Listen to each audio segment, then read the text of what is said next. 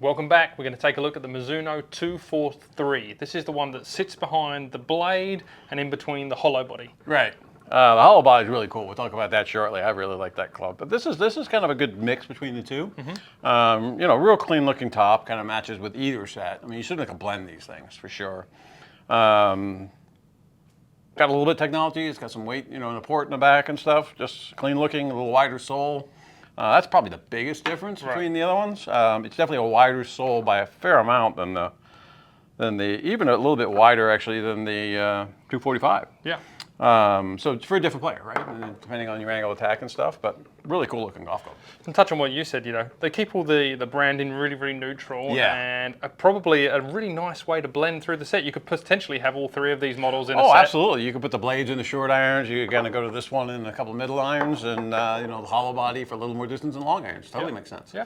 Takes a little bit of work with the loft because there are a bit differences here. This one goes at 32 degrees as well, so it's a little stronger than the blade, and then obviously the 245 will be different again. Right. But let's have a look at the 80 mile an hour test. We did both on this because of that reason. This is something that you might end up putting in maybe let's say the 7 iron or the 6 iron versus the blade. So you want to know what it's doing at 80 and 90.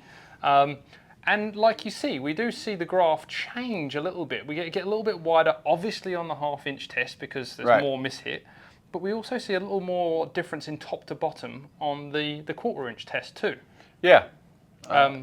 It's spread out a bit. Right, yeah, it spreads a little bit more, and that's probably because, you know, the ball's moving a bit quicker off the face, so it's going a little further, right? Yeah, so you lose a little more when you're at off center. And you know, like I said, we'll talk more about that at some point in time. We're going to dive into this whole forgiveness thing, but you know, as you get hotter heads and stuff, and this is not, you know, this is not springy at all for the most part. This is a player's club. I like this. This is you definitely get some differences. Yeah, it's right in the middle of the spin launch range at this speed, so it's not super high spin, it's not super low spin. In testing, in fitting, I've seen this thing actually come out kind of through a strong window.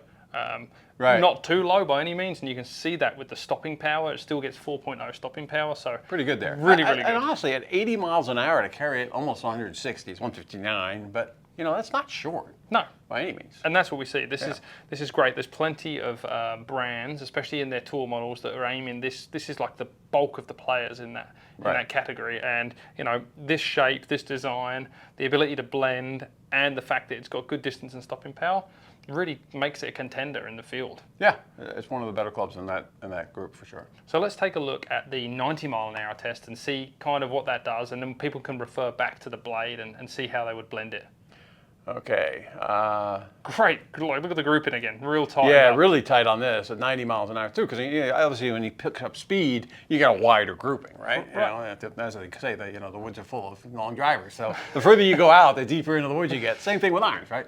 The further you go out and the longer distance, the higher speed, the more dispersion you get. But it's really pretty good. Yeah, stopping power at 4.1. So just because we've dropped that 2 degrees from the blade from 34 to 32, we've still got nice stopping power, so no trade-off there. But you picked up 10 yards over the blade, basically. Right. So, you could blend that throughout the set. Obviously, you'd have to strengthen the blade a little bit, right, and weaken the other one a little bit on a couple clubs, just kind of blend the set. But it's doable for sure. It's not a huge difference. And let's touch on that. If you're not going to blend, this is for the guy that says, all right, I want to play a blade. Well, effectively, this is performing very similar to the blade, a little stronger loft. That gives you a whole club more, and it's not a full club strengthen. Talking about 4 degrees to be a whole club, right? Yeah. So you're getting 10 yards out of 2 degrees. That's a pretty good amount. So there's doing some other things with CGs to do that. Demonstrates the technology. Just, changing the loft. And I think that is something that we see a lot on the channel in the comments. Oh man, they're just de-lofting them. Well, what you've seen there is a smaller de-loft has produced more yardage than what would be a full club, basically. Right. So CG comes in the big time there. CG and all the technologies that are going on there. It's not just about de-lofting to cheat it. When you create a new shape, you have to lower loft or increase loft, depending on what you do, to get the ball to come back through a real window. Yeah. Otherwise, you start getting way too high. That's why you see these super low CG stuff, with tungsten on the bottom, stuff like that. The lofts are stronger. Now, okay, they make them go further, but in order to keep the same sort of trajectory, you need to do that. Right? Yeah. So it's not just that they were just making them all club stronger. That's the best explanation you can get. So a great club to blend, a really good option for the guy that might want the blade but could do with a few more yards.